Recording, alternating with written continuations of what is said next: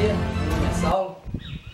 Estamos fazendo a disciplina de bem-estar animal e hoje vamos falar sobre o trabalho de bem-estar animal voltado para o equino de marcha. E hoje estamos aqui entrevistando o professor Vinícius do Instituto Federal Campos do Ambuí. E vamos fazer umas perguntas básicas aqui para ele, para a gente estar passando para o pessoal aí.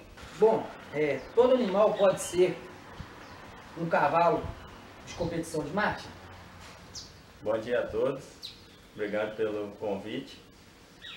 Bom, Saulo, se a gente pensar que do ponto de vista da natureza do cavalo, do ponto de vista biomecânico, todo cavalo poderia ser um animal de marcha. Na verdade, o pré-requisito mínimo, seria ele ser um animal marchador. Então, antes de tomar essa decisão se ele vai ser um animal competidor, a gente precisa passar esse animal por uma avaliação, ele precisa passar por um crivo, muitas vezes dentro do aras, muitas vezes um crivo de seleção. E uma vez que a gente identifica esses animais que são marchadores e que têm futuro no esporte, aí sim eles poderiam se tornar marchadores competitivos. Entendi. Voltando um pouco para o bem-estar, sobre a nutrição, como deve ser a nutrição num cavalo marchador de competição? Bom, a primeira coisa que a gente tem que levar em consideração é que um cavalo marchador é um atleta. E quando a gente elenca ou quando a gente faz uma escala de intensidade de exercício, a gente tem que entender que esse cavalo ele faz um tipo de exercício que a gente chama de exercício moderado.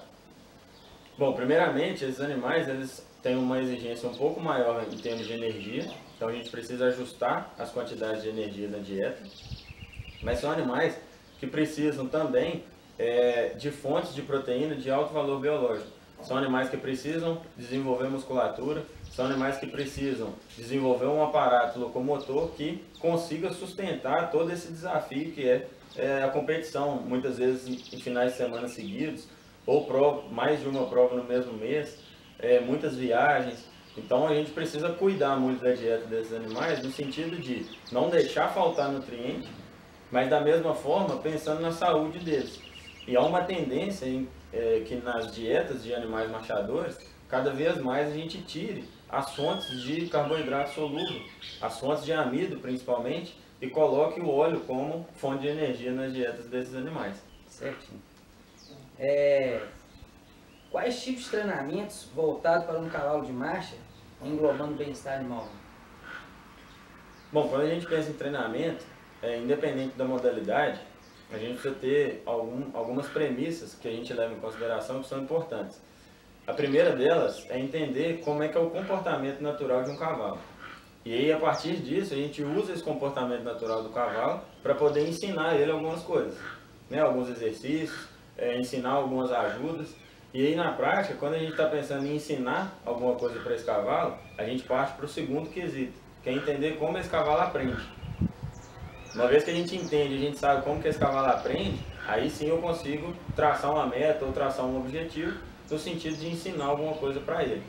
Mas para isso eu preciso saber como que eu me comunico com ele. Então seria um tripé, ou os 3 quesitos básicos de qualquer tipo de treinamento ou de qualquer programa de treinamento, é entender como que o cavalo aprende, como que a gente se comunica com ele e qual o comportamento natural. A partir desse tripé, a gente pode usar métodos que dão resultado para a gente poder ensinar para o nosso cavalo o que a gente quiser. Certinho. Sobre o transporte, Vinícius, quais pontos negativos e como minimizá-los? Bom, o transporte é um dos gargalos, um dos pontos mais abordados do ponto de vista de bem-estar, justamente por ser um dos momentos em que esses animais atletas passam frequentemente, toda prova, todo evento, eles têm que viajar, não tem jeito, mas aí a gente às vezes esquece de alguns pontos importantes e que a gente tem que pensar, na verdade, no transporte em 4 pontos importantes. A gente divide o transporte, vamos dizer assim, em 4 pontos importantes. O primeiro é o pré-embarque. É o momento onde a gente já tira o cavalo da baia ou tira ele do piquete e muitas vezes já leva ele tenso para o trailer ou para o caminhão ou para a carretinha, já pensando o seguinte: esse cavalo é difícil de embarcar, esse cavalo vai me dar trabalho. Então, a própria forma de conduzir o cavalo já muda e o cavalo percebe isso. O segundo momento seria o embarque propriamente dito. Nesse momento é onde acontece muito acidente, tanto com o cavalo quanto com as pessoas.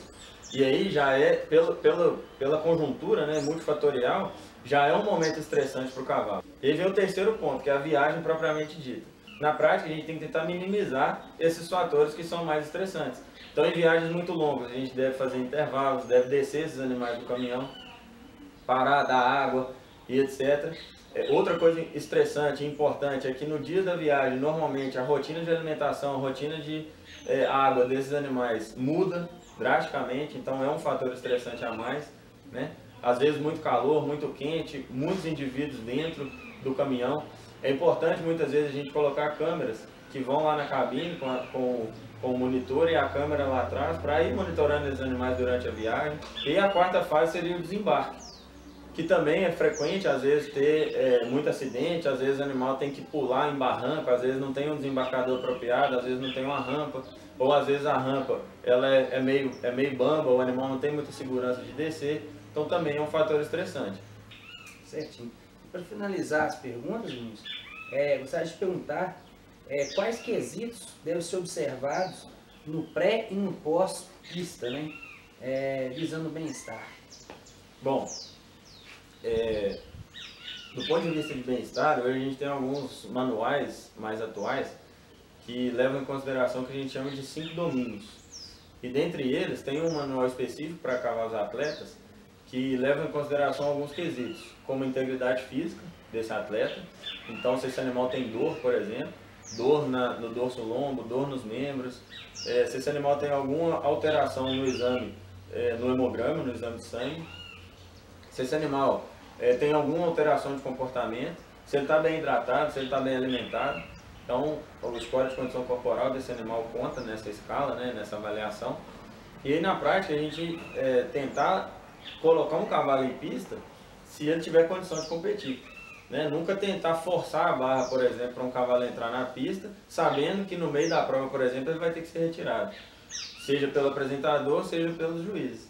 Então, assim, de maneira geral, pensando no cavalo como centro de atenção do evento e etc., a gente precisa tomar um pouco mais de cuidado. O cavalo torna-se um protagonista mais importante no processo, né? No pós-prova, a mesma coisa. É importante que esse animal complete a prova com integridade física. É importante a gente estar atento à hidratação dele, à reposição de eletrólitos. Lembra que um animal atleta ele perde muitos sais no suor, então a gente precisa hidratar, precisa repor eletrólito desse animal no pós-exercício. E aí dessa forma a gente consegue manter esse animal na vida atlética por mais tempo. Certinho. Fica a dica aí, pessoal. Muito obrigado.